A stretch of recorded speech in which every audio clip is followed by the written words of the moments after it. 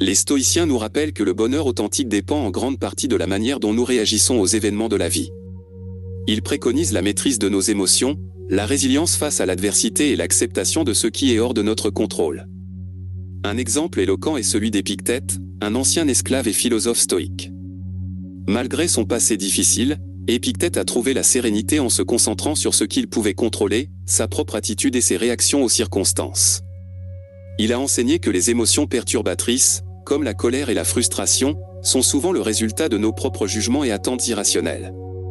Maintenant, imaginez que vous soyez confronté à une situation stressante au travail. Les stoïciens nous rappellent que la sérénité réside dans notre capacité à gérer notre réponse émotionnelle.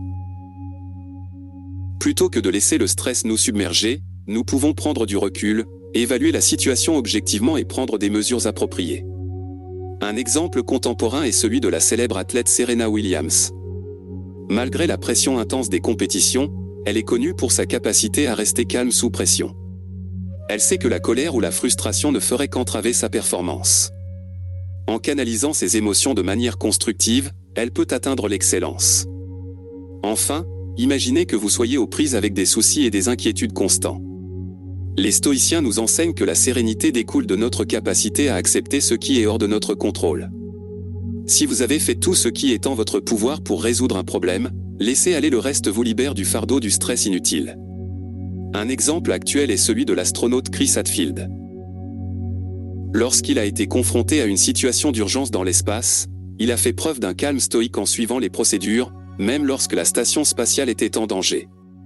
Il savait que se laisser submerger par la panique ne ferait qu'aggraver la situation.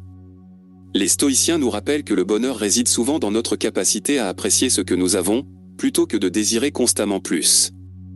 La gratitude stoïque consiste à être reconnaissant pour les bénédictions de la vie, grandes et petites. Prenons l'exemple de Sénèque, un philosophe stoïque bien connu. Il a écrit « Un homme heureux est celui qui, en voyant une belle aurore, peut dire « J'ai vécu une journée de plus ».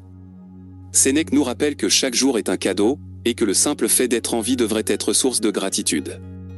Maintenant, imaginez que vous viviez dans une société qui valorise la consommation effrénée et la recherche perpétuelle du bonheur matériel. Les stoïciens nous enseignent que la gratitude peut être une bouée de sauvetage dans cette course frénétique. Plutôt que de chercher toujours plus, prenez le temps de réfléchir à ce que vous avez déjà. Chaque repas, chaque sourire, chaque moment paisible peut être une source de joie. Un exemple moderne est celui de David Steinderacht, un moine bénédictin et écrivain. Il a consacré sa vie à étudier la gratitude et soutient que la reconnaissance pour les petites choses peut conduire à une vie plus riche et plus significative. Son discours TED sur la gratitude a touché des millions de personnes dans le monde. Enfin, imaginez que vous aspiriez à transformer votre état d'esprit et à cultiver une attitude positive. Les stoïciens nous rappellent que la gratitude peut être une pratique quotidienne. Prenez l'habitude de noter chaque jour les choses pour lesquelles vous êtes reconnaissant. Cela peut changer votre perspective sur la vie et vous aider à trouver le bonheur dans la simplicité. Un exemple inspirant est celui de Oprah Winfrey. Elle a régulièrement pratiqué la gratitude en tenant un journal dans lequel elle écrit chaque jour 5 choses pour lesquelles elle est reconnaissante. Cette pratique l'a aidée à surmonter des défis personnels et à cultiver une attitude positive. Les stoïciens nous rappellent que la vertu, définie par la sagesse, la justice, le courage et la tempérance, est le chemin vers le bonheur authentique.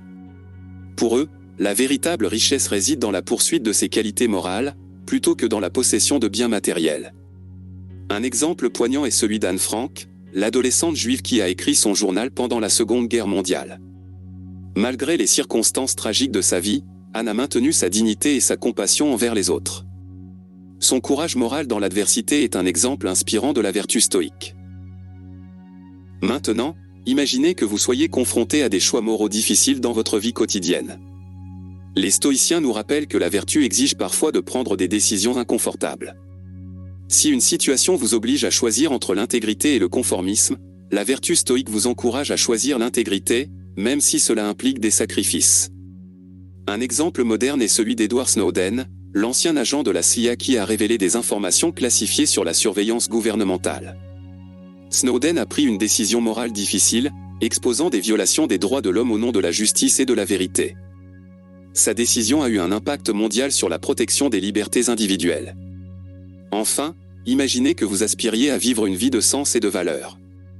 Les stoïciens nous disent que la vertu est la clé pour cultiver un sentiment de fierté et de dignité.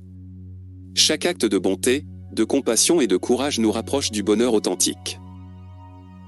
Un exemple contemporain est celui de Malala Yousafzai, la militante pakistanaise pour l'éducation des filles. Malala a risqué sa vie pour promouvoir l'éducation des femmes dans sa région, malgré les menaces constantes des extrémistes. Sa quête de justice et de droits éducatifs est un exemple vivant de la vertu stoïque.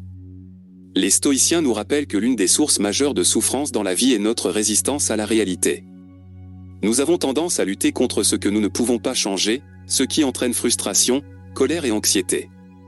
L'acceptation de l'imperfection est la clé pour transcender cette souffrance. Un exemple emblématique est celui de Viktor Frankl, un psychiatre juif autrichien qui a survécu à l'Holocauste.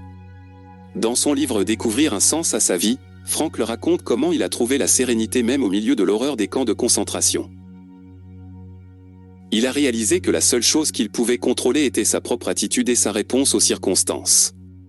Maintenant, imaginez que vous soyez aux prises avec l'autocritique incessante et le perfectionnisme.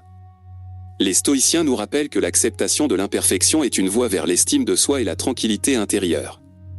Plutôt que de rechercher la perfection, apprenez à vous pardonner pour vos erreurs et à voir vos imperfections comme des occasions d'apprentissage. Un exemple contemporain est celui de l'actrice Emma Watson. Elle a parlé ouvertement de ses luttes contre le perfectionnisme et a encouragé les jeunes à ne pas rechercher une perfection illusoire.